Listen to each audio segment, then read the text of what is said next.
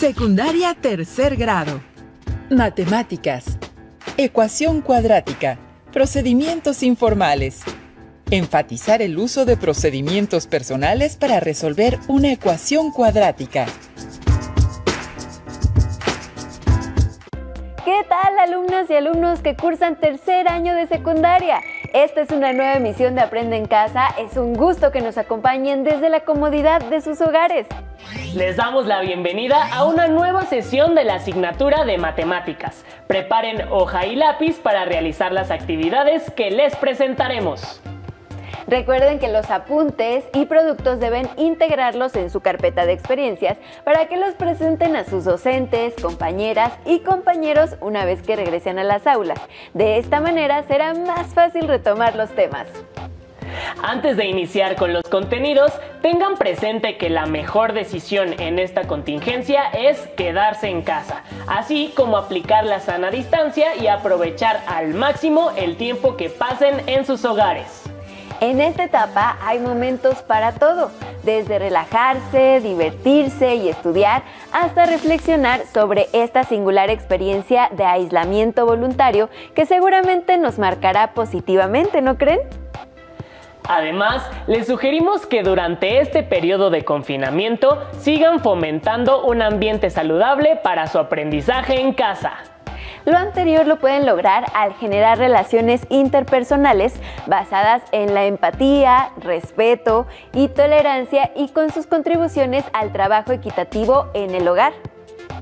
Dicho lo anterior, entremos en materia. Les invitamos a recordar que hace tiempo revisaron qué eran y cómo se resolvían las ecuaciones cuadráticas.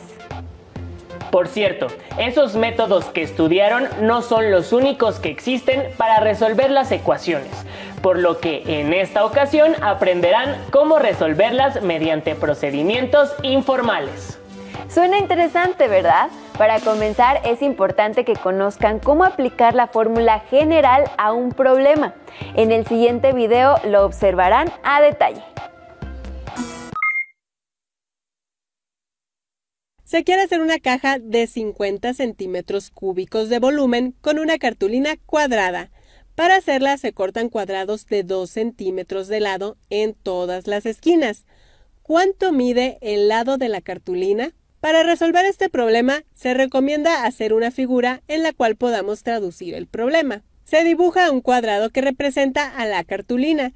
Luego se dibujan cuadrados en cada una de sus esquinas, con lado igual a 2. Si se nombra X a la longitud del lado del cuadrado, entonces cada uno de los segmentos que sobra por lado es igual al valor de X, pero quitándole 2 y 2 unidades, es decir, tiene un valor de X menos 4. Al hacer los dobleces en la cartulina, se obtiene una caja con dimensiones largo y ancho igual a X menos 4 y una altura igual a 2. Pero se busca que el volumen de esta caja sea igual a 50 centímetros cúbicos. Como la fórmula para calcular el volumen de una caja es multiplicar sus 3 dimensiones, se multiplica 2 por X menos 4 por X menos 4. Al comparar estas dos ecuaciones, se llega a 2 por X menos 4 por X menos 4 igual a 50. Como se ha hecho hasta el momento, se omiten las unidades para enfocarse únicamente a las operaciones, porque al final se sabe que la longitud del lado estará dado en centímetros. Para entender el tipo de ecuación que describe a este problema, hay que desarrollar la multiplicación que se tiene del lado izquierdo, y para llevar un orden se multiplicará de izquierda a derecha. Por lo tanto, el 2 multiplica a cada uno de los términos dentro del primer paréntesis. Se comienza multiplicando sus signos. Si no están visibles, se entiende que son positivos. Por lo tanto, más por más es igual a más. 2 por X igual a 2X. Después, más por menos es menos. 2 por 4 igual a 8. El resultado de esta operación multiplicará al siguiente paréntesis, empezando con el primer término que multiplica a todos los términos que hay en el segundo paréntesis. Más por más es igual a más. 2 por 1 igual a 2. X por X igual a X al cuadrado. En total, 2X al cuadrado. Luego, menos por más, menos. 8 por x igual a menos 8x. Después, el segundo término del primer paréntesis multiplica a los dos términos del segundo paréntesis, iniciando con sus signos menos por más es menos, 8 por x igual a 8x. Finalmente, menos por menos es más, y 8 por 4 igual a 32. Para resolver una ecuación cuadrática debe estar igual a 0. Así que del lado derecho se tiene que cancelar el más 50, aplicando la operación inversa en ambos lados y simplificar términos semejantes, si existen. En este caso, menos 8x menos 8x es igual a menos 16x. La ecuación cuadrática hasta el momento es 2x al cuadrado menos 16x más 32. La operación contraria de más 50 es menos 50, y del otro lado de la ecuación se tendría un 0. Simplificando la parte numérica, 32 menos 50, su diferencia es de 18 unidades, pero hay más negativos que positivos. Por lo tanto, la ecuación cuadrática quedaría 2x al cuadrado menos 16x menos 18 es igual a 0. Se observa que cada número que está presente en esta ecuación es un número par, así que se puede factorizar utilizando como factor común el número 2. Se quita el factor 2, se abre un paréntesis, y al representar a cada uno de los números con un múltiplo de 2, el primero quedaría 1x al cuadrado o simplemente x al cuadrado. El segundo, al quitar el 2, queda únicamente menos 8x, y el tercer término quedaría menos 9. Este factor 2 se divide entre 2 en ambos lados de la ecuación.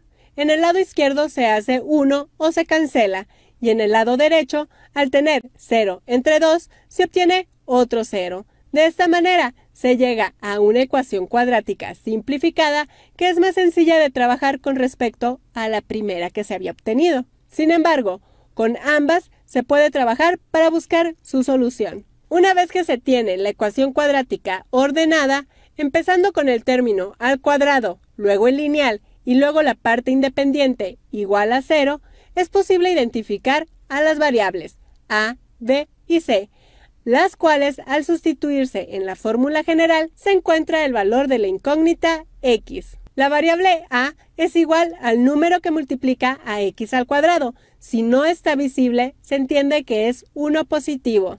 Para la variable b es igual al número que multiplica a x, en este caso menos 8. Finalmente, la variable c es el número que se encuentra sin x, es decir, el menos 9. Se sustituyen los valores a, b, c en la fórmula general, empezando con menos el valor de b, que es menos 8, más menos raíz cuadrada del valor de b cuadrada, menos 4, que está multiplicando al valor de a, que es igual a más 1, por el valor de c, que es igual a menos 9. Todo dividido entre 2 por a, que es más 1. Desarrollando las operaciones menos por menos es más. Se coloca el 8. Luego se escribe más menos raíz cuadrada. Y dentro de ella se desarrolla menos 8 por menos 8 igual a más 64. Luego viene la multiplicación de tres números. Menos por más es menos. Menos por menos es más. 4 por 1 igual a 4. 4 por 9 es igual a 36. Todo este resultado dividido entre 2 por 1, que es igual a 2. Simplificando la operación dentro de la raíz, 64 más 36 es igual a 100. Se continúa con el desarrollo. La raíz cuadrada de 100 es igual a 10. Por lo tanto, las dos posibles soluciones de este problema serían 8 más 10 entre 2, o puede ser 8 menos 10 entre 2. Al simplificar la primera operación, se obtiene 18 entre 2 es igual a 9, y la segunda, menos 2 entre 2 es igual a menos 1. Al analizar los resultados, 9 sí puede ser lo que mida el lado de la cartulina, pero menos 1 no tiene sentido, ya que se está buscando la medida del lado de la cartulina y no restarlo. Por lo tanto, no se va a considerar esta solución. Únicamente se va a considerar la del lado igual a más 9, que son centímetros. Al momento de sustituir x por el resultado 9, se obtiene una caja con dimensiones 2 centímetros por 5 centímetros por 5 centímetros y al momento de multiplicarlas se obtiene el volumen igual a 50 centímetros cúbicos, lo que confirma que el lado de la cartulina debe ser de 9 centímetros para que esto ocurra.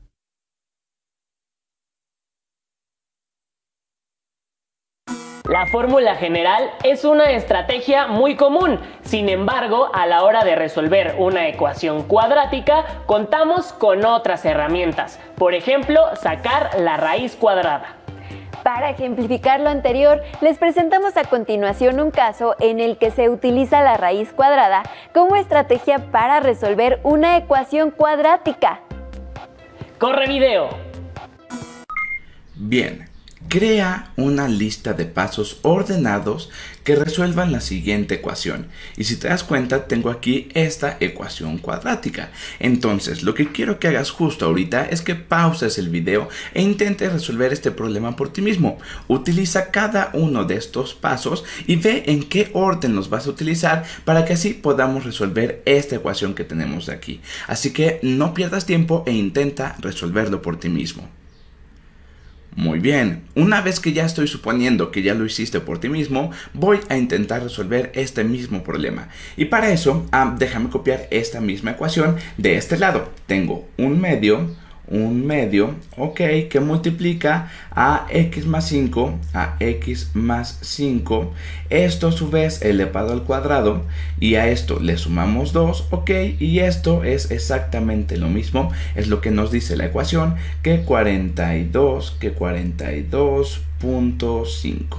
Ok, de lujo. Ahora, lo que queremos es aislar, es despejar esta parte que dice x más 5 elevado al cuadrado. O visto desde otra forma, no quiero más a este 2 ni a este 1/2. Y bueno, si te das cuenta, lo que está más alejado de este x más 5 elevado al cuadrado es este 2. Así que para pasar este 2 del otro lado de la ecuación, lo que voy a hacer es restar 2 de ambos lados de esta ecuación.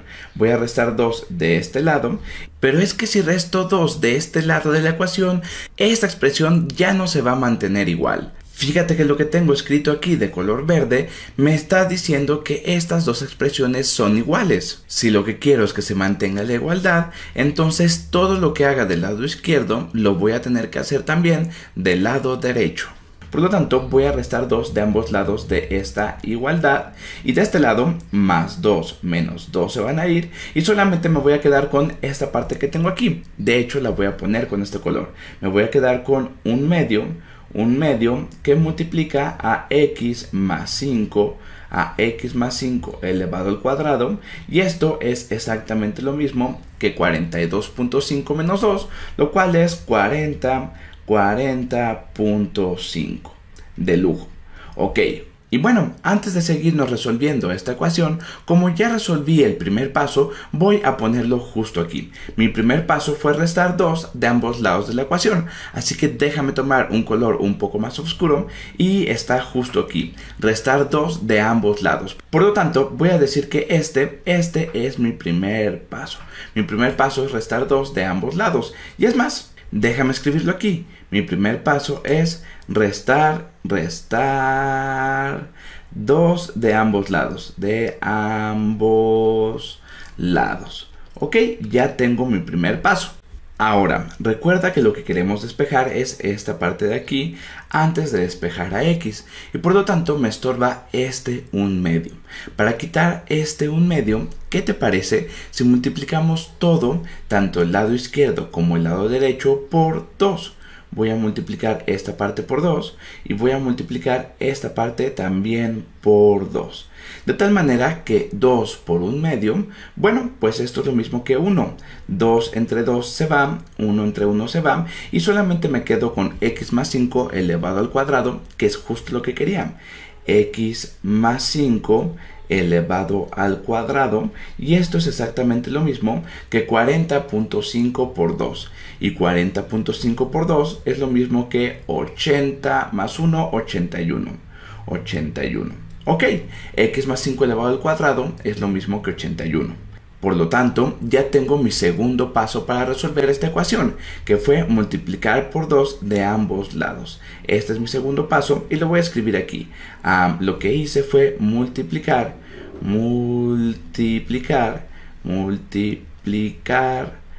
por 2 de ambos lados. De ambos lados. Ok, ahora vamos a hacer el tercer paso. Muy bien, ahora quiero que te des cuenta que tenemos algo elevado al cuadrado, es lo mismo que 81.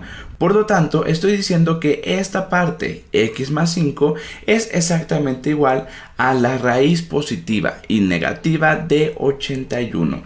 Por lo tanto, lo que voy a hacer a continuación es sacar raíz cuadrada de ambos lados de esta igualdad.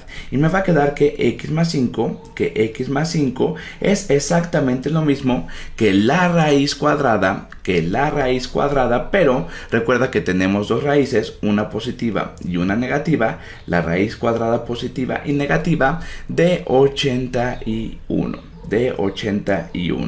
Y bueno, por lo tanto ya hicimos un tercer paso, que fue sacar raíz cuadrada. Y para eso, déjame ponerlo con este color. Lo que hice fue tomar la raíz cuadrada de ambos lados. Lo voy a poner aquí. Tomar raíz cuadrada.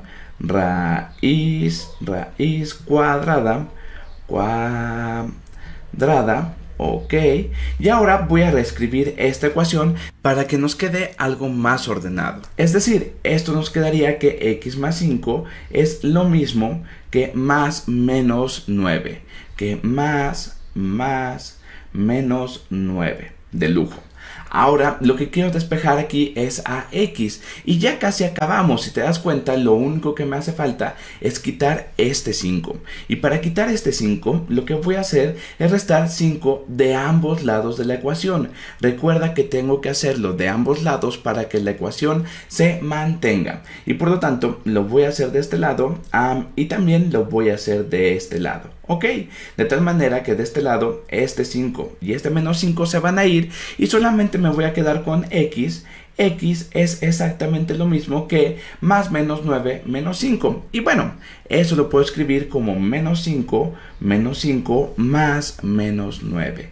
Más menos 9. Ok, ya con esto de aquí podríamos despejar a x. Pero no nos piden despejar a x, lo que nos piden son los pasos. Por lo tanto, vamos a escribir que aquí me falta el cuarto paso, que era restar 5 de ambos lados. Este fue mi cuarto paso, que fue restar 5 de ambos lados, y lo voy a escribir aquí. Restar 5 de ambos lados. Ok, y ahora ya tenemos aquí los 4 pasos y solamente por diversión vamos a encontrar los valores de x. Para encontrar los valores de x, bueno, pues yo puedo decir que x es igual a menos 5 más 9. Menos 5 más 9 es 4, ok. O en su dado caso, x es lo mismo que menos 5 menos 9. Menos 5 menos 9 es menos 14. Y ya está, ya tenemos los dos valores de x, los cuales si los ponemos justo aquí, vamos a llegar al resultado de 42.5. Por ejemplo, 4 más 5 es 9, 9 al cuadrado es 81, 81 por 1/2, bueno, pues eso es lo mismo que 40.5, y si a eso le sumamos 2 me va a dar 42.5, y de igual manera para el menos 14. Pero bueno, recuerda que a nosotros nos pedían los pasos y ya los tenemos aquí. El primer paso es restar 2 de ambos lados. El segundo paso es multiplicar por 2 de ambos lados. El tercer paso es tomar la raíz cuadrada de ambos lados. Y el cuarto y último paso es restar 5 de ambos lados. Si nosotros empezamos con esta ecuación y seguimos estos pasos en este mismo orden, vamos a llegar a la solución de esta ecuación. Y bueno, aquí ya tenemos nuestros 4 pasos. Por lo tanto, ya tenemos resuelto este ejercicio.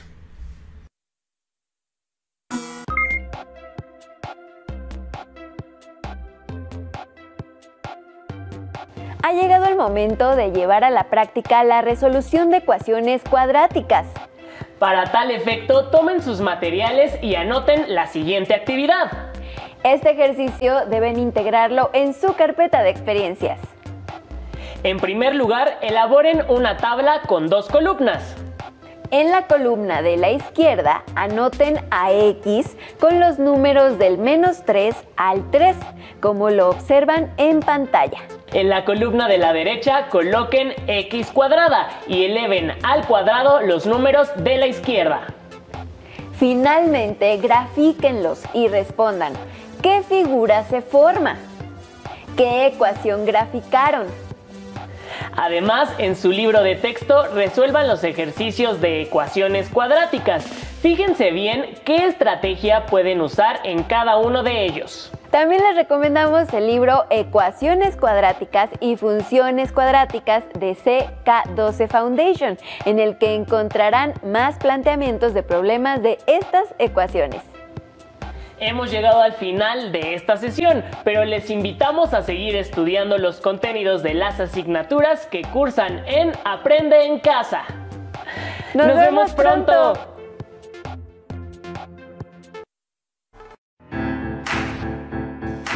Secundaria tercer grado. Historia. La conformación de un país multicultural. Identificar algunos de los grupos de migrantes que han llegado a México, las causas de su éxodo y su adaptación a la cultura del país. ¿Qué tal, alumnas y alumnos de Historia tercer grado? Les damos la más cordial bienvenida a una emisión más de Aprende en Casa.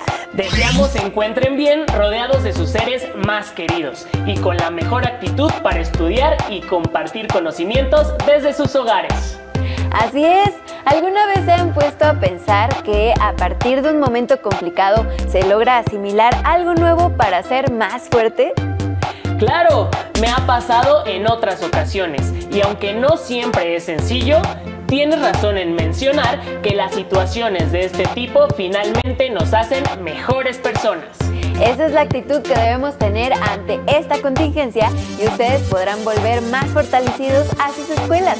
Recuerden que antes de empezar deben tener cerca su carpeta de experiencias, hojas de papel reciclado, plumas, colores, todo el material que les ayude a tomar nota.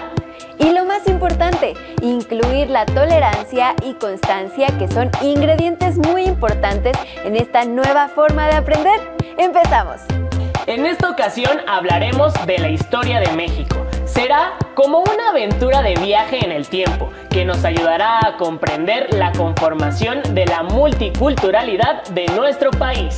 Como hemos visto anteriormente, México es un país multicultural, ya que muchas culturas conviven en nuestro territorio. Lo anterior se debe, entre otras razones, a la migración de personas de diversos países al nuestro, lo que ha dado pie a la conformación de importantes comunidades que nos enriquecen culturalmente. ¿Conocen la historia de alguna persona o familia extranjera que radica en México? ¿Saben por qué dejó su país? Pongan atención al siguiente video que nos presenta la historia de la comunidad coreana en México, a través de la narración de algunos de sus protagonistas. ¡Veámoslo!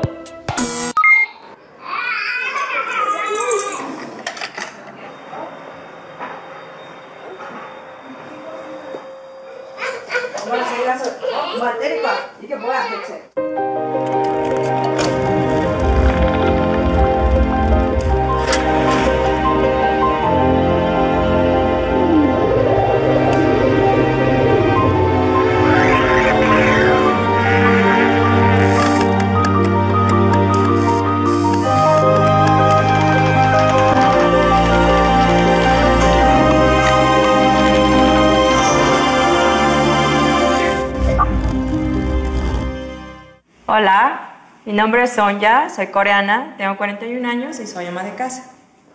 Mi nombre es T. Park, tengo 38 años, soy coreano.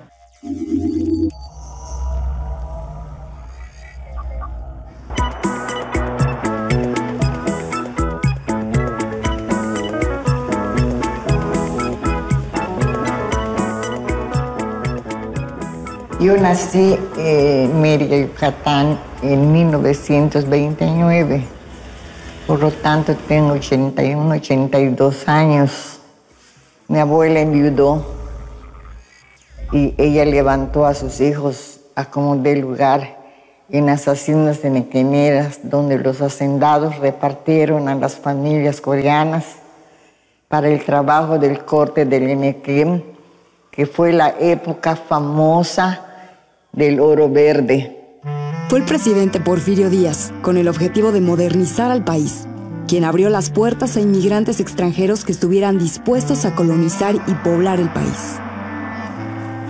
La migración de 1905 se da a México por unos anuncios que pone el señor John Meyers, contratado por los hacendados yucatecos de esa época. La industria del henequén en Yucatán había adquirido un auge tan grande que necesitaban un mayor número de mano de obra. Los hacendados yucatecos eran descendientes directos de los españoles y acababa de terminar la guerra de castas. En la guerra de castas, que se dio de finales de 1800 a principios de 1900, pierden la vida muchísimos de la población indígena maya. Los henequeneros yucatecos decían que no era suficiente la mano de obra local. La verdad es que sí era suficiente. Lo que no era claro es que los indios mayas no querían seguir trabajando en las condiciones en las que se imponían en las haciendas henequeneras. Salieron del puerto de Incheon, en esa época se llamaba el Chemulpo, y se embarcaron 1033 coreanos, entre mujeres, niños y hombres, y tuvieron una travesía de más de 40 a 45 días, hasta que llegaron a México en el puerto de Salina Cruz. De Salina Cruz viajaron por tren hasta arribar a Coatzacoalcos y de ahí nuevamente embarcaron con rumbo al puerto de Progreso en Yucatán. Hicieron una aportación importante a la corta de la penca del henequén. Inventaron un guante con el cual evitaban que les sangraran las manos y aceleraban la productividad en el corte y de la penca. Los amos casi no iban a la hacienda, más bien eran los capataces, que eran cruza de español con maya, y algunos eran más crueles que los mismos amos españoles.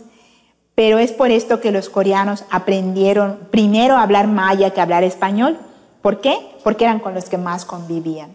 Y yo recuerdo muy bien que en esas zonas henequeneras donde tendían el bagazo del henequén, no va usted a creer que al día siguiente era una cosa de maravilla. Al día siguiente ya estaba lleno, todo ese bagazo estaba lleno de champiñones, o sea, de hongos. Y los nopalitos, también comíamos nopalitos. Entonces los mayas se persignaban, decían, esos paisanos están locos, están comiendo cosas del diablo, son zombillas del diablo.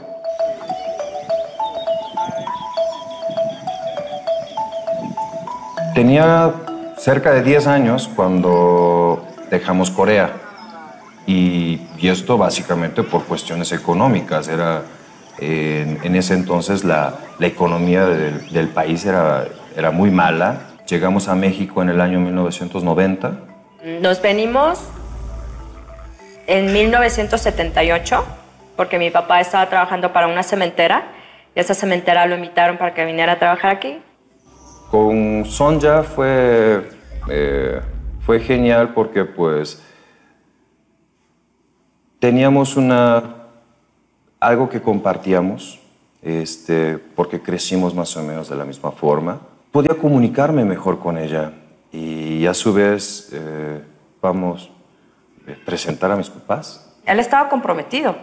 No estaba comprometido. Sí, ya te ibas a casar. Sí, no sabes mentiras. Anduvimos de novios casi todo un año, pero él, ¿cómo se dice? Pedí la mano, ¿no? Le pidió la mano a mis papás, o sí, ¿no? Se las pidió a mis papás, no a mí. Como a los 7, 8 meses, ya después nos casamos. Fue una boda coreana primero y después una boda mexicana. Pero, como para explicarlo, Son básicamente ceremonias. Una boda coreana es una ceremonia. No es ante un sacerdote o monje, sino es ante los padres. Las costumbres que habían en Corea no eran de casarse con un extranjero, menos un maya. Sin embargo, casi todos, le digo que de todas las familias coreanas que va usted a entrevistar, sí se ligaron con los mayas.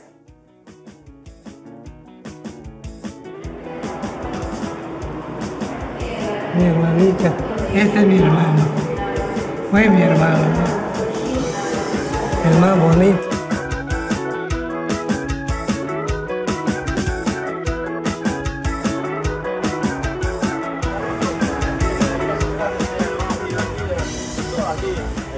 Mi nombre es Kuk Hyun Cho, pero la gente aquí me llaman Antonio Cho, porque mi nombre es muy difícil de pronunciar, muy diferente a mi país, y me gustó mucho acá, ya tomé decisión para vivir acá.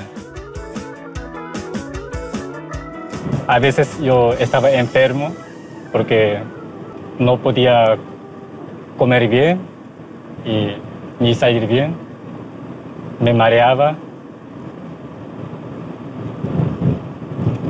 Así la pasé un año así, pero ahora ya estoy acostumbrado al clima de aquí en Mérida, no pasa nada para vivir.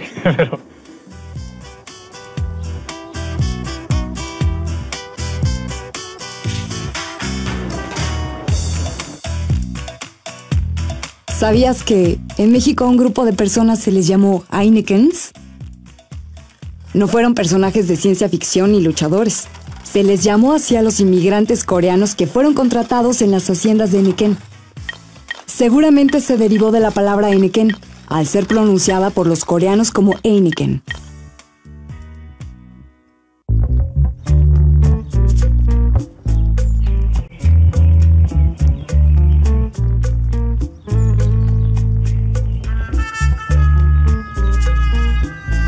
Transcurridos los 4 años en que duraron los contratos, se encontraron con que tenían que decidir entre permanecer en Mérida o incluso en las haciendas o regresarse a Corea. Cuando terminó en 1909, no te puede decir, ¿pero por qué? Porque me debes los zapatos de tu hijo, me debes la ropa de tu esposa, me debes la harina. Se tuvieron que quedar a trabajar hasta un año más, 1910.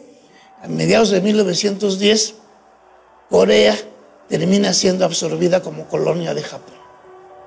En noviembre de 1910 hay un movimiento revolucionario en México que también trastoca la vida social del país. Ante el estallido de la Revolución Mexicana y la creación de nuevas fibras sintéticas, la producción del enequén se vino abajo y con ello sus haciendas. La revolución va a llegar a Yucatán tiempo después con el general Alvarado, pero de cualquier manera esto les impide que pudieran pensar en regresar a Corea. Algunos decían, yo quisiera llegar aunque sea al puerto de Incheon y caer muerto, pero volver a mi tierra. Otra cosa muy dolorosa que ellos no sintieron tanto los bienes o las cosas que dejaron, sino sus seres queridos que jamás volvieron a ver.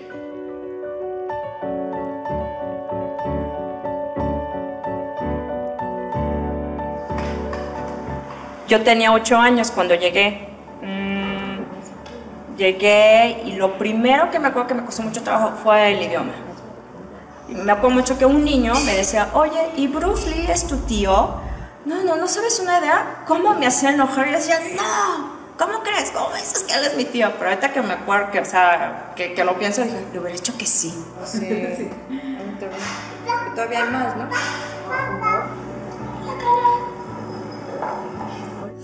그래서 오늘은 뭘 해먹을까 지금 그 고민하고 있죠.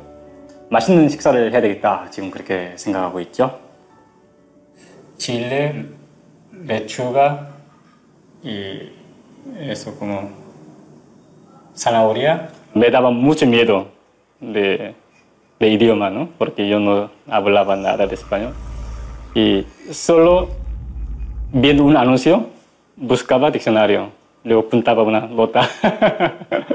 Yo tengo un negocio y, bueno, una tienda. Yo vendo varias cosas.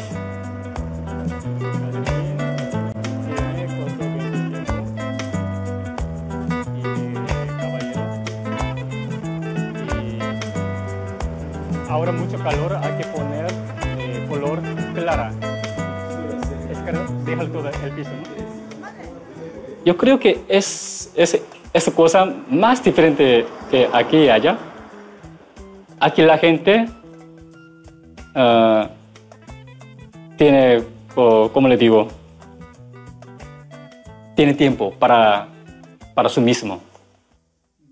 O sea, puede salir de vacaciones. Una vez yo a mi papá, de chico, le dije, papá, son vacaciones. En Corea, vacaciones se dice panhak. Y mi papá me dijo, pan significa cuarto, hak es escuela, significa vacaciones en Corea, es escuela en casa, en cuarto. Aquí en México, digo, es espléndido. Casi la mayoría de las empresas en México dan a sus empleados al menos 1 hora para comer. Allá, si les va bien, les dan media hora. Hay una anécdota que me acuerdo que la costumbre de ellos era siempre ceder lo mejor a tu ser querido. O sea, por ejemplo, mi padre, por decirte, encontraba un fruto muy sabroso, muy bueno, se lo pasaba a mi mamá. Mi mamá se lo pasaba al hijo mayor, el hijo mayor al hermanito. Así hasta que regresaba con mi padre y mi padre entonces lo partía y ya lo repartía.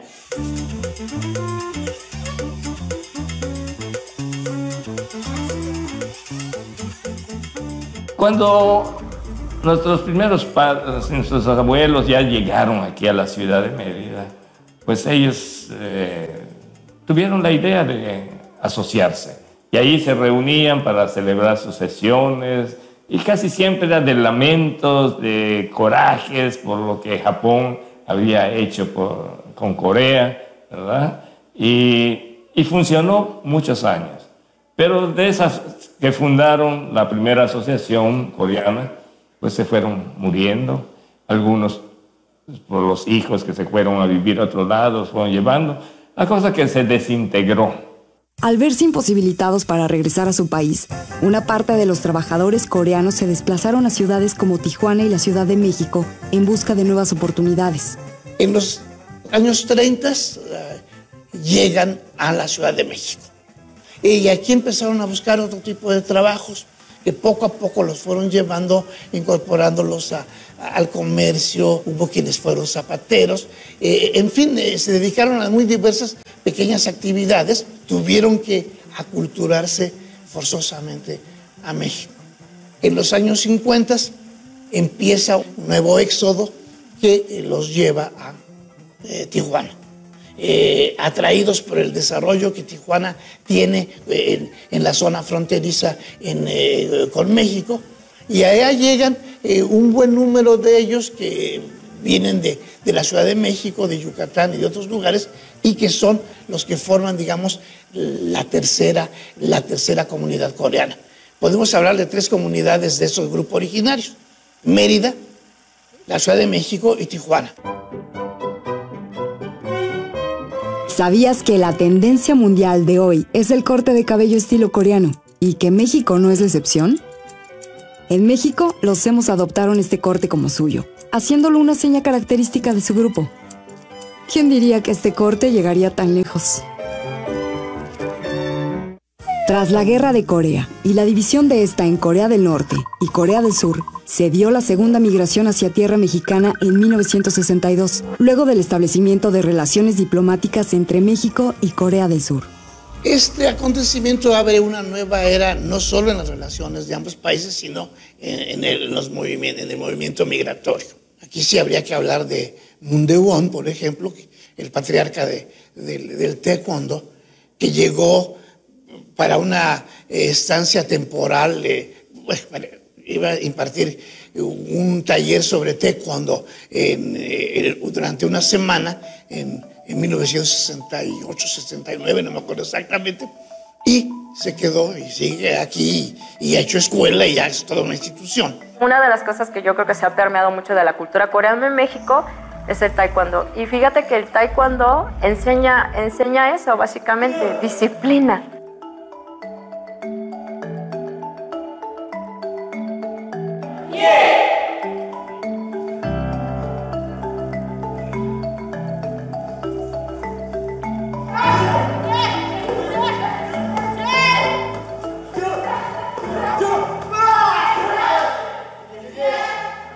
Veo a más y más y más gente mexicana que se interesa por la comida. Los asiáticos todavía en algunos casos no obtienen ingreso a este país. Y los coreanos lo lograron ya en la década de los 80, entonces ya hubo esa flexibilidad. Así empezaron a llegar los ejecutivos de las grandes empresas. Tampoco los podemos considerar inmigrantes, son población flotante que viene por una temporada a trabajar aquí.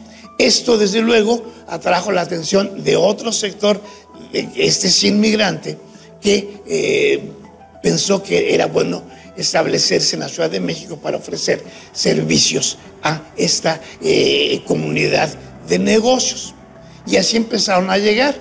Y así fue como la zona rosa se convirtió realmente en un lugar de asentamiento para ellos. Bueno, en la actualidad las empresas coreanas son muchas. No tengo registrados todos los nombres, pero sí podía señalar, por ejemplo, de las más importantes. LG, Samsung, Daewoo y Hyundai. Durante los últimos 10 años se han establecido un gran número de empresas coreanas, se estima alrededor de 1.700, y en su mayoría son empresas que están trabajando en la zona fronteriza, en Tijuana, en Mexicali. Las similitudes que yo encuentro entre mexicanos y coreanos, temperamento. Sí, se prenden como fuego, pero se apaga rápido. Es que la cultura mexicana y la coreana se parecen mucho, empezando de que todavía es una sociedad un poquito machista, pero sí, los valores son muy parecidos. O sea, yo vine aquí en Mérida por mi sueño. Mi sueño era a vivir cerca de la playa, con tranquilo. Ya me cumplí mi sueño, por eso estoy muy contento, estoy muy feliz vivir en Mérida. 25 minutos de mi casa a la playa. Pues siempre voy para allá. Todavía tengo un diccionario y un libro de gramática. Con 12 yo estudié solito. Casi no hablaba, por eso no hablaba, porque me daba mucho miedo. Me gusta mucho como libre, solito, a lo mejor. Y no me faltaba nada, solo faltaba idioma. Los migrantes coreanos han mantenido sus prácticas religiosas siendo principalmente budistas, presbiterianos o católicos. Las tradiciones que todavía yo tengo de Corea son quitarme los zapatos, por supuesto que... Y otro lado, puros árabes. Se saben comer todas esas comidas, española, la árabe y la yucateca y por tanto la coreana.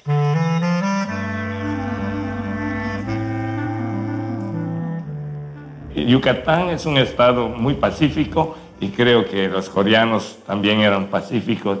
Y yo hoy, como descendiente coreano, pues me siento muy agradecido y siempre damos las palabras de agradecimiento al pueblo mexicano que nos recibió, pues, como hasta la fecha. También que aunque somos descendientes coreanos, pero nos sentimos más mexicanos que coreanos. La verdad que última vista de Corea me siento muy rara. Porque ya acostumbrado de aquí.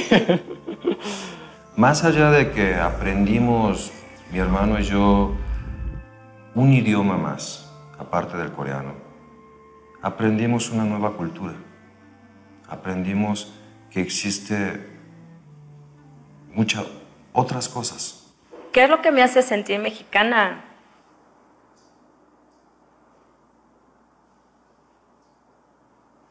El que México nos dio muchas oportunidades. Es un país que nos abrió las puertas y nos ha dado todo lo que tenemos. La manera en que pensamos, las cosas físicas que tenemos. México es muy importante para mí personalmente, porque me hicieron realizar mi sueño, ¿no? México significa mi hogar. Ya soy yucateco. 따르릉 비켜주세요. 자전거가 나갑니다. 따르르르 저기 가는 저 영감 꼬랑 영감 오물조물 하다가는 큰일 납니다. Llegaron hace poco más de un siglo y hoy los inmigrantes coreanos forman parte de la comunidad y la historia de México. Esta es la historia de los coreanos, de los que llegaron.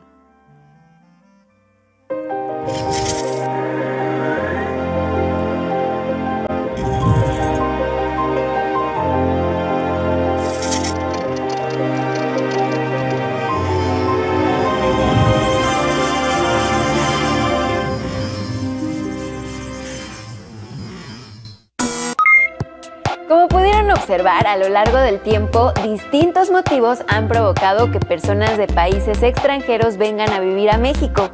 Además de los coreanos, también comparten territorio con nosotros integrantes de comunidades de origen italiano, libanés, inglés, judío, estadounidense, entre muchos otros más. A continuación les proponemos que respondan la siguiente pregunta. ¿Cuáles consideran que son algunas de las causas por las que personas y familias extranjeras se han quedado en México a lo largo de la historia? Posteriormente, conversen con su familia sobre alguna comunidad de extranjeros en México, sus costumbres y cómo se han asimilado en la sociedad mexicana. Recuerden guardar sus anotaciones en la carpeta de experiencias. Una vez más, agradecemos el esfuerzo por aprender desde sus hogares. Esperamos que este tema les haya ayudado a comprender que México ha sido durante muchos episodios de la historia un país hospitalario que reconoce y procura los derechos humanos de los grupos que lo conforman. Si desean conocer más de este tema, les recomendamos leer el libro Vivir en Sociedad, del autor Olaf Rico Galeana. Lo pueden obtener a través de internet o esperar a que existan las condiciones óptimas y haya pasado esta contingencia para localizarlo en los libros del Rincón. Esta obra es muy interesante ya que aborda la importancia de los valores como la tolerancia para vivir en sociedad multicultural. Ha sido todo por esta ocasión. Esperamos que hayan aprendido y reflexionado junto con nosotros. Tengan presente que durante esta etapa de confinamiento, donde estamos más cerca de nuestros seres queridos, también es el momento preciso de poner en práctica la empatía, solidaridad y respeto. Nos vemos en el siguiente programa de Aprende en Casa. ¡Hasta pronto!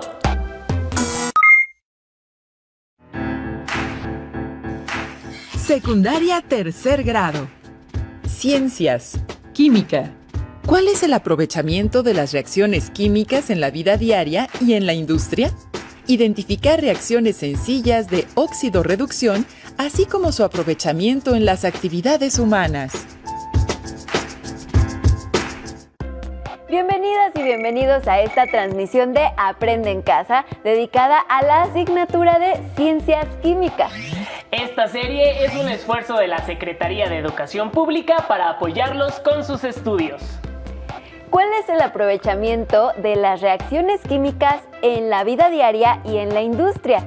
Es el título de la sesión para tercer grado. Tengan a la mano hoja y lápiz para que tomen notas y guarden todos sus trabajos en la carpeta de experiencias para compartirla con su docente. Hablaremos de las reacciones químicas y de su uso en nuestra vida diaria y en la industria. Las reacciones de óxido de reducción, también nombradas reacciones redox, son aprovechadas en la industria metalúrgica, por ejemplo, al extraer minerales para la obtención de metales. En la comunidad donde viven, ¿saben ustedes cuáles son los metales que se obtienen? ¿Y cuáles son los principales metales que se obtienen a nivel nacional? Para profundizar en el tema, les proponemos que contesten la siguiente pregunta. ¿Cuál es el aprovechamiento de las reacciones químicas en la vida diaria y en la industria? En el video que les mostraremos a continuación, se presenta la importancia de las reacciones redox en los procesos siderúrgicos para la obtención de metales. También aquí se muestra cómo a partir de este tipo de reacciones se pueden obtener energía para aprovecharla en diferentes actividades. Observen el video con atención para que identifiquen las ideas principales. ¡Comenzamos! Hola, bienvenidos a este programa en el que conoceremos y aprenderemos más sobre las reacciones de oxidación y reducción. Hace unos días estuve en Torreón, visité una siderúrgica y conocí algunos procesos para obtener metales. Descubrí que no todos los minerales son óxidos y algunos tienen nombres raros como lenda, dolomita y cinabrio. Acompáñenme a conocer algunos de ellos y a identificar reacciones de óxido-reducción.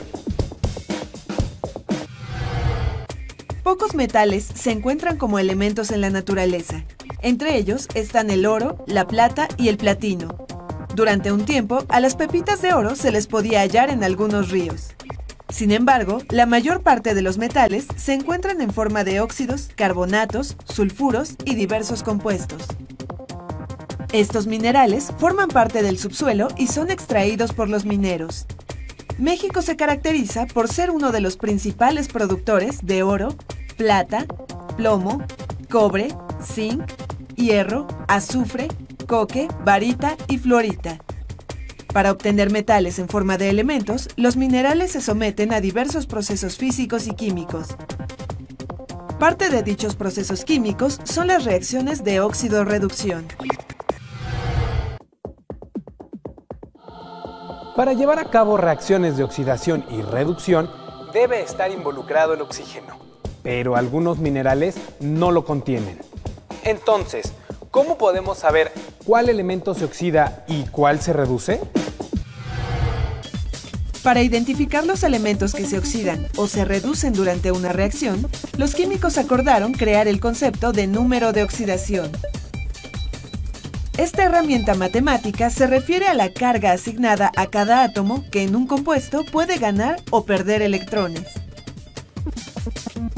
El número de oxidación es siempre un número entero acompañado de un signo positivo o negativo. A todos los elementos que se encuentran aislados, es decir, los que no están formando compuestos, se les asigna un número de oxidación de 0. Para este experimento necesitamos 25 mililitros de disolución de sulfato de cobre, granalla de zinc, un vaso de precipitados. Colocamos la disolución de sulfato de cobre en el vaso de precipitados. Agregamos el zinc y esperamos a que ocurra la reacción. El cambio en la coloración de la disolución y la aparición del polvo rojizo son evidencias de que han ocurrido cambios químicos. El polvo rojizo es cobre metálico que originalmente estaba como ion en la disolución de sulfato de cobre. La reacción puede representarse con una ecuación química. En esta reacción, el cobre y el zinc participan como elementos. Por esa razón se les asigna un número de oxidación de 0. Nunca me imaginé que hubiera números de oxidación. Entiendo que a los átomos de los elementos se les ponga 0, pues no tienen carga. Pero, ¿qué significan los números de oxidación de los átomos cuando forman compuestos? Los conceptos de oxidación y reducción han evolucionado con el correr de los años. En la actualidad se considera que ocurre una oxidación cuando el átomo de un elemento pierde electrones durante una reacción química. Por ejemplo, en esta reacción, el zinc pierde 2 electrones, por lo que su número de oxidación cambia de 0 a +2. Esto significa que cada átomo de este elemento pierde 2 electrones y por lo tanto se oxida. Por su parte, el átomo de cobre cambió su número de oxidación de +2 a 0, debido a que ganó 2 electrones. En esta reacción, algunos elementos no cambian su número de oxidación. Tal es el caso del azufre y del oxígeno. El átomo de un elemento se oxida cuando pierde electrones. Esto origina que aumente su número de oxidación. Si un átomo gana electrones, se reduce y disminuye su número de oxidación.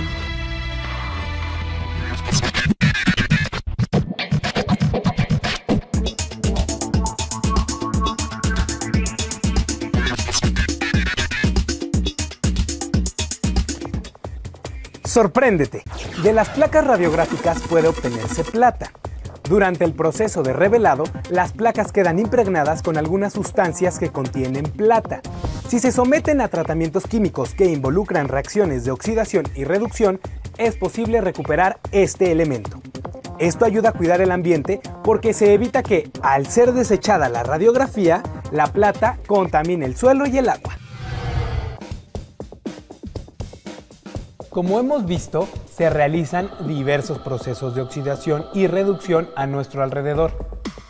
¿Qué otras aplicaciones tienen estas reacciones? Algunos excursionistas y escaladores de alta montaña se ven expuestos a temperaturas muy bajas. Para evitar el congelamiento de algunas partes del cuerpo, utilizan unos paquetes calentadores. Estos dispositivos incluyen hierro en polvo que en presencia de un catalizador forma óxido de hierro 3. Durante esta reacción, el hierro se oxida ya que cada átomo pierde 3 electrones.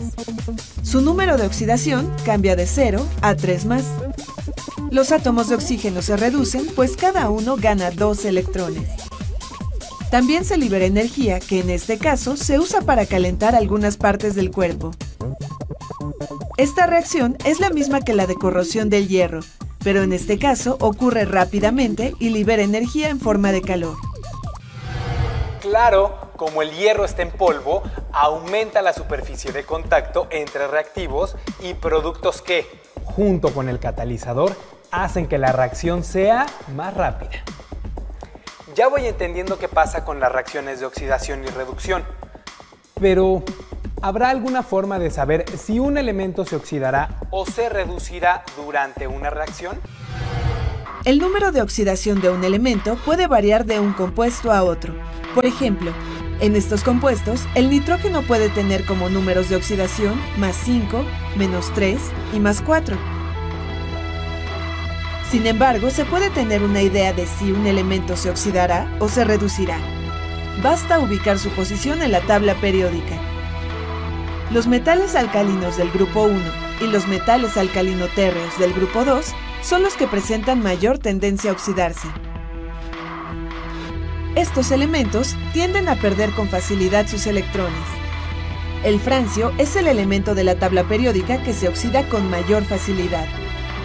Los elementos del grupo 7 o halógenos presentan una mayor tendencia a reducirse. El flúor, por su parte, es el elemento con mayor tendencia a ganar electrones. Por ello, se reduce con mayor facilidad. En un mismo grupo, la tendencia de los elementos a oxidarse aumenta de arriba hacia abajo y disminuye de izquierda a derecha en un mismo periodo. Hagamos un experimento para comprobar esta tendencia. Para este experimento necesitamos un trozo de cobre,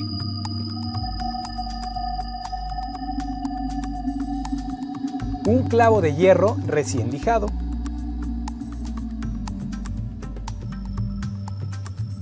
dos tubos de ensayo,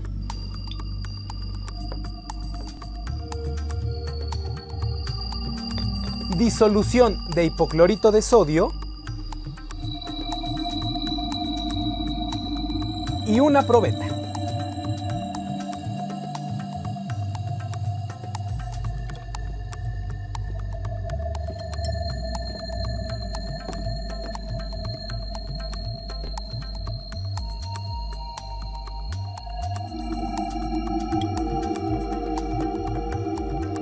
Tenemos dos tubos con disoluciones de hipoclorito de sodio. En uno de los tubos agregamos el cobre y en el otro el clavo de hierro. Luego esperamos a que ocurra la reacción. El cambio sucede más rápido en el clavo de hierro. Si dejamos que pase más el tiempo, observaremos cómo continúa la oxidación del cobre. Por su ubicación en la tabla periódica, el hierro tiende a oxidarse con mayor facilidad que el cobre. Veamos ahora algunas aplicaciones de estos conocimientos químicos. La distinta rapidez con que se oxidan los metales se aprovecha para retardar la corrosión. Los metales de las tuberías subterráneas se oxidan con facilidad debido a la humedad del suelo y a la presencia de electrolitos, entre otros factores. Como consecuencia, el metal pierde electrones, se oxida y se corroe. Para retardar la corrosión del hierro, se entierran trozos de un metal fácilmente oxidable como el magnesio. Con un alambre conductor se conectan los tubos y los trozos de magnesio. Los electrones fluyen hacia la tubería y la protegen de la corrosión. El magnesio se oxida. Este proceso se conoce como protección catódica. Esta es otra utilidad de la tabla periódica: conocer la facilidad con la que los elementos se oxidan. Acompáñenme a ver otros usos cotidianos de las reacciones de oxidación y reducción. Muchos objetos de metal están recubiertos por otro. Para hacer esto, se necesita una pieza de metal con que se va a recubrir el objeto. Por ejemplo, cobre. El objeto y el trozo de cobre se introducen en una disolución de sulfato de cobre. El objeto y la pieza metálica se conectan a una fuente de corriente directa. Al cerrar el circuito, el objeto se recubre con metal. El proceso para cubrir objetos con metales se denomina galvanoplastia e involucra reacciones de óxido-reducción.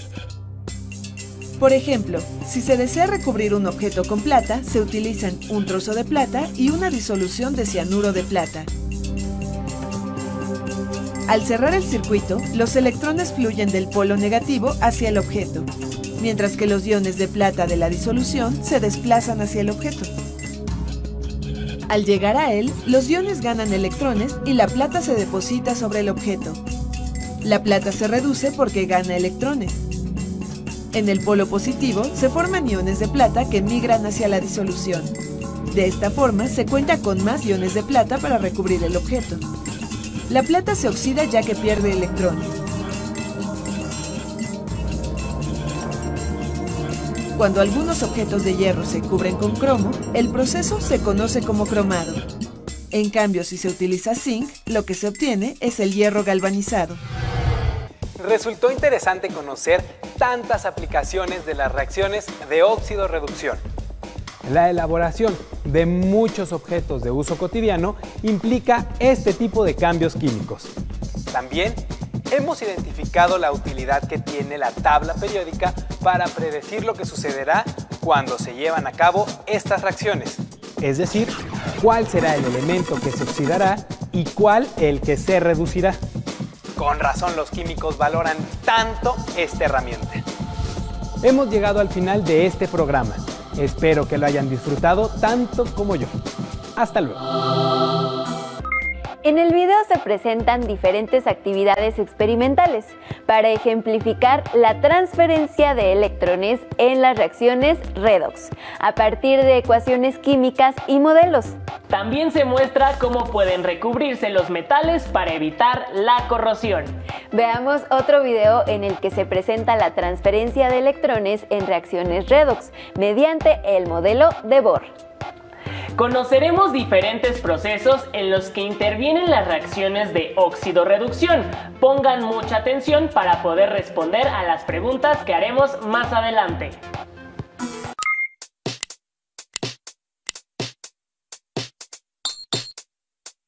Una reacción redox significa óxido-reducción y es aquella en la que se transfieren electrones entre elementos o compuestos.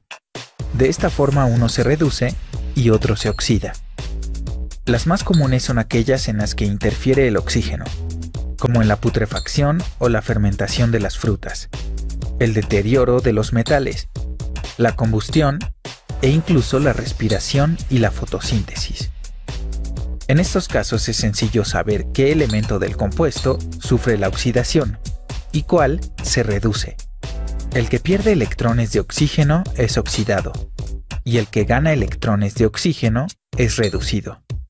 Sin embargo, existen otros casos de reacciones de óxido-reducción que no involucran oxígeno.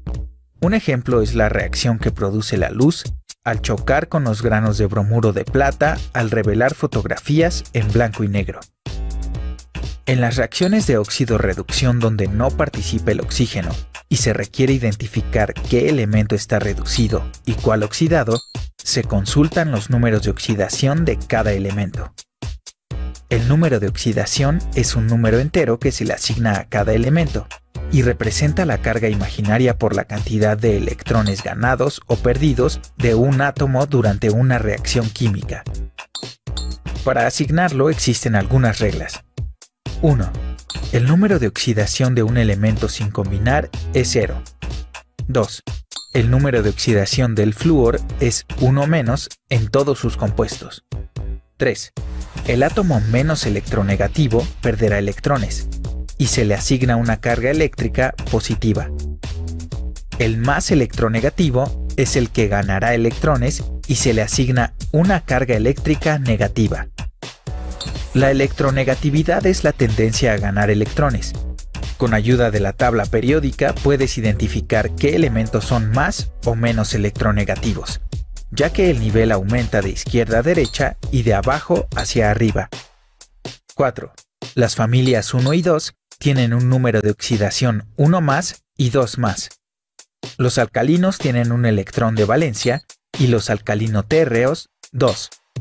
Ambos tienen poca electronegatividad, por lo que serán los elementos oxidados y en una reacción donarán sus electrones para cumplir con la regla del octeto. 5. El número de oxidación de los halógenos es 1 menos, ya que su número de valencia es 7. Son elementos que tienden a ser reducidos, pues atraen al electrón que les falta para conformar el octeto en su último nivel. 6. El número de oxidación del oxígeno es 2 menos, ya que tiene 6 electrones de valencia y requiere 2 electrones para reducirse y respetar la regla del octeto. 7. Si el oxígeno está en un peróxido, entonces el número de oxidación es 1 menos. 8. El número de oxidación del hidrógeno es 1 menos cuando forma hidruros, pues se combina con metales. En los demás casos es 1 más. 9. Los metales se oxidan con facilidad puesto que pierden electrones, pero no todos lo hacen con la misma velocidad. El aluminio se deteriora rápidamente, mientras que el hierro requiere de muchos años. Pero el oro, la plata y el platino no reaccionan con el oxígeno, por lo que se llaman metales nobles. 10. En un compuesto, la suma aritmética de todos los números de oxidación de los elementos debe ser igual a 0. Por ejemplo, en el óxido de hierro, los números de oxidación del hierro son -2 y +3, y el número de oxidación del oxígeno es 2 menos. Para verificar que la suma de sus números de oxidación sea igual a 0, utilizamos el número de oxidación del hierro, -2. Al sustituirlo en la fórmula, el resultado es -10, por lo tanto, no cumple con la regla. Entonces, hay que utilizar el número de oxidación +3. Al sustituir este valor en la fórmula, el resultado de la suma de los números de oxidación es 0, lo cual indica que se cumple con la regla. Así el hierro está oxidado y el oxígeno reducido. Recuerda, el elemento que recibe o gana electrones se reduce y su número de oxidación disminuye, mientras que el elemento que cede o pierde electrones se oxida y su número de oxidación aumenta. Continúa conociendo más temas de química en Pruébate. En el video se presentaron las reglas para asignar el número de oxidación a diferentes elementos, con base en su ubicación en la tabla periódica. Vieron también la rapidez de oxidación de diferentes metales. Con base en la información de los videos, los invitamos a responder las siguientes preguntas para que las guarden en su carpeta de experiencias.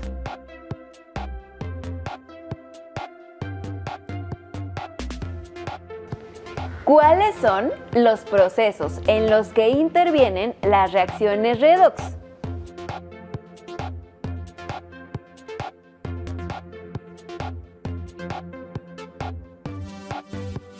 ¿Cuáles son los principales metales que se obtienen a nivel nacional mediante reacciones redox?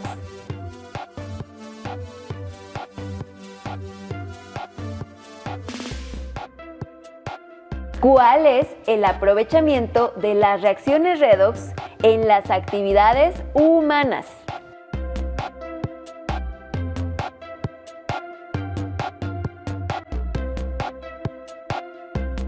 Con base en sus respuestas, realicen un mapa mental. En este mapa, la palabra central es reacciones de óxido-reducción o redox.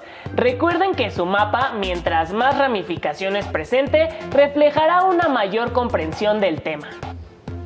Para complementar la información acerca de la importancia de las reacciones redox en las actividades humanas, pueden consultar su libro de texto. Si desean revisar otra fuente, consulten Más allá de la herrumbre. 2. La lucha contra la corrosión. Libro de los autores Javier Ávila y Joan Genescá. Colección La ciencia para todos. Compartan la información que obtengan con sus familiares y amigos, ya sea por teléfono, mensaje o correo electrónico. De esta forma contribuirán a difundir sus conocimientos con los demás y a comunicar sus experiencias. Nos dio mucho gusto compartir con ustedes esta sesión. Los esperamos en una más de Aprende en Casa. ¡Hasta pronto!